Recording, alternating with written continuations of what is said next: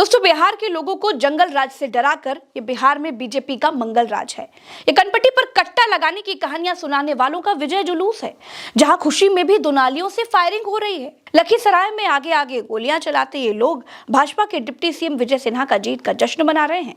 आगे आगे ये बंदूकधारी गोलियां बरसा रहे हैं और पीछे पीछे भाजपा के डिप्टी सीएम विजय सिन्हा चले आ रहे हैं। प्रधानमंत्री चुनाव में लोगों को कट्टे से डरा रहे थे। चुनाव के बाद उन्हीं प्रधानमंत्री के डिप्टी सीएम के जुलूस में बंदूकों से फायरिंग हो रही है। हर फायरिंग के लिए भारत में कानून है। खुशी का इजहार करने के लिए आप गोली बंदूक नहीं चला सकते। आर्म्स एक्ट 1959 या भारतीय न्याय संहिता में हर्ष फायरिंग को अवैध माना गया है। ऐसा करने पर अधिकतम 2 साल तक की कैद है, 1 लाख रुपए तक का जुर्माना है, या फिर दोनों भी हो सकता है। अगर हथियार लाइसेंसी है तो लाइसेंस तुरंत रद्द भी हो जाता है, और अगर अवैध हथियार है तो उस मामले में तो सजा और भी कड़ी हो सकती है, जैसे उम्र कैद भी दी जा सकती है। लेकिन भाजपा के डिप्टी सीएम के लिए फायरिंग हो रही है, इसलिए इनके ऊपर कोई कार्रवाई नहीं होगी।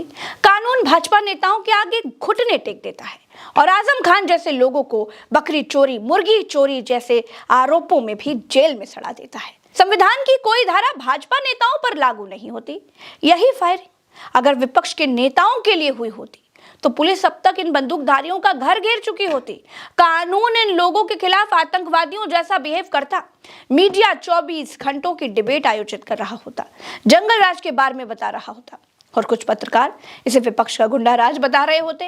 वो कह रहे होते कि विपक्ष के लोग विजय जुलूस में फायरिंग करते हैं, इसीलिए बाकी की जातियां इनसे डरती हैं, इसीलिए उनको वोट नहीं करती।